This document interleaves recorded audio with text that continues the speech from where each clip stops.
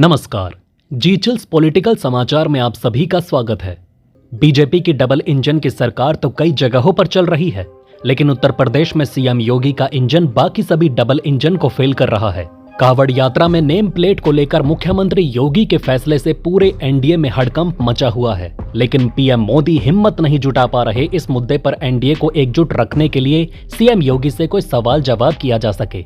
लोगों का कहना है कि मोदी भले ही बोल्ड फैसलों के लिए जाने जाते हों, लेकिन उत्तर प्रदेश में योगी ही असली प्रधानमंत्री हैं और वही यहाँ के गृह मंत्री भी हैं। लोकसभा चुनाव के टिकट बंटवारे में केंद्र ने योगी को बिल्कुल किनारे कर दिया था, जिसके कारण उत्तर प्रदेश में बीजेपी ही किनारे पर चली गई।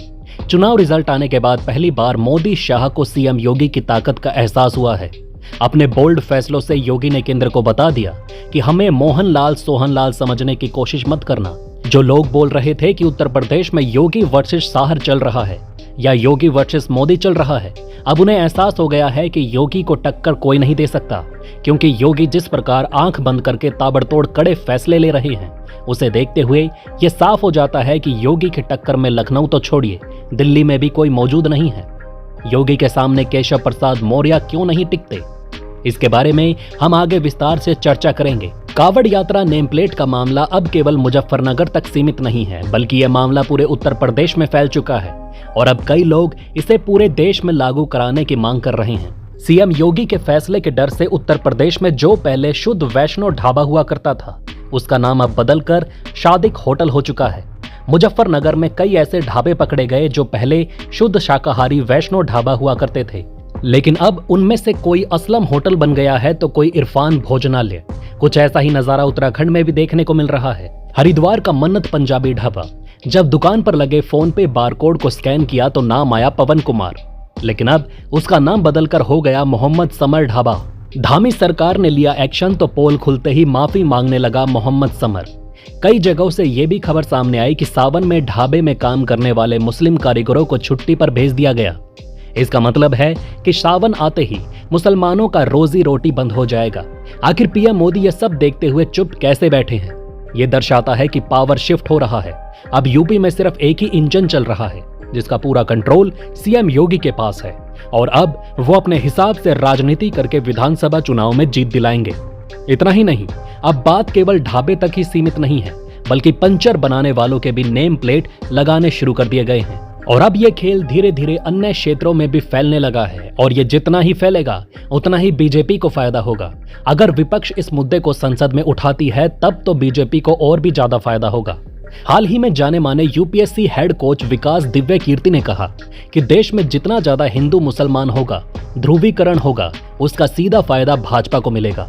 इसलिए आने वाले समय में यह सिलसिला जारी रहेगा, जिसके कारण विपक्ष में सनसनी मची रहेगी। लेकिन इस बार केंद्र में बीजेपी अकेले नहीं, बल्कि उसके साथ एनडीए है। सीएम योगी के फैसलों ने पूरे एनडीए में हाहाकार मचा दिया है। इसी बीच ऑल पार्टी मीटिंग के अंदर मोदी और अमित शाह पहुंचे ही नहीं, क्योंकि उन्हें पता था कि योगी के ऐलान के कारण ऑल पार्टी मीटिंग में जमकर हंगामा होगा। इसलिए मीटिंग में मुख्य कुर्सी पर राजनाथ सिंह को बिठा दिया गया था, जो विपक्ष को कंट्रोल करना अच्छे से जानते हैं। जिस प्रकार उत्तर प्रदेश और उत्तराखंड सरकार ने दुकानदारों से कहा कि दुकान के आगे अपने अपने नाम लगाओ, उसे देखते हुए अब अनुमान लगाया जा रहा है कि ये काम सभी बीजेपी शासित राज्यों में हो सकता है। ऐसा करने से बीजेपी की राजनीति चलती रहेगी और विपक्ष के लिए नुकसानदेह साबित होगा। यहां तक कि एनडीए में शामिल राजनीतिक दलों को भी नुकसान झेलना होगा। शेक्सपियर ने कहा है कि नाम में क्या रखा है, लेकिन अब उत्तर प्रदेश के बाद देश की राजनीति नाम पर ही होने लगी है और अब नाम के आधार पर ही यह तय हो जाएगा कि अगली सरकार किसकी बनेगी। यहां आप सभी को जान लेना चाहिए कि नेम प्लेट की ये राजनीति केवल बीजेपी या कांग्रेस नहीं कर रही। जब नीतीश कुमार ने जाति जनगणना कराया और बिहार के हर एक घर में घुसकर पूछा कि बताओ तुम यादव हो या कुर्मी हो या चमार हो या दासूद हो या ब्राह्मण हो या भूमिहार हो या राजपूत हो, तब किसी को कोई दिक्कत नहीं थी। लेकिन जैसे ही योगी आदित्यनाथ ने बिना जाति जनगणना के केवल नाम पूछ लिया तो फिर इतना बवाल क्यों मच गया है? इसे लेकर सवाल तो बनता है। इस मुद्दे को गर्म करते हुए कांग्रेस उत्तर प्रदेश के अंदर मुस्लिम वोट बैंक को अट्रैक्ट करने में लग चुकी है, जिसके कारण अखिलेश यादव भी खतरे में पड़ गए हैं। यहां समझने वाली बात यह है कि सभी राजनीतिक दल नाम पूछ रहे हैं, लेकिन अपने अपने वोट बैंक के हिसाब से। अगर ये लोग नेम प्लेट विवाद पर संविधान की बात कर रहे हैं तो फिर जाति जनगणना के समय संविधान कहां चला जाता है? ये सभी लोग मिलकर सबसे पहले अमीर और गरीब के बीच का फासला कम क्यों नहीं करते? आखिर इन्हें जाति जनगणना कराने की नौबत क्यों आती है? आगे बढ़ने से पहले चैनल को सब्सक्राइब करें, जागरूक रहें और सुरक्षित रहें। दोस्तों, मैं आप सभी को बताना चाहता हूं कि यह काम योगी आदित्यनाथ द्वारा देश में पहली बार नहीं किया जा रहा। आप में से जो लोग कमर्शियल गाड़ियों में ट्रैवल करते होंगे, जैसे कि ओला और उबर, तो उसमें पीछे की साइड में हमेशा ओनर का नाम, पता, मोबाइल नंबर समेत सारा डिटेल सेफ्टी एंड सिक्योरिटी के लिए लिखा होता है। ये काम तो भारत में काफी पहले से मनमोहन सिंह के 2006 जमाने से ही चला आ रहा है और 2011 में सभी ढाबा रेस्टोरेंट वालों को कहा गया था कि ओनर का नाम और रजिस्टर्ड डिटेल दुकान पर लगाएं। तब किसी को कोई आपत्ति क्यों नहीं थी? आज की डेट में राजनीति करने के लिए कोई भी कुछ भी बोलता जा रहा है। कांग्रेस नेता पवन खेड़ा जी का कहना है कि अगर कोई अली मोहम्मद है और वो आम अमरूद बेच रहा है तो वो गोश्त नहीं बन जाएगा। इसी कारण अब कांग्रेस की तरफ से राहुल गांधी की फोटो लगाकर पोस्ट पर लिखा जा रहा है कि ना हिंदू ना मुसलमान, सिर्फ मोहब्बत की दुकान। राहुल गांधी के इस फोटो से साफ हो जाता है कि उत्तर प्रदेश में समाजवादी पार्टी और कांग्रेस दोनों मुस्लिम वोट बैंकों को अट्रैक्ट करने के लिए ताकत झोंक दिए हैं।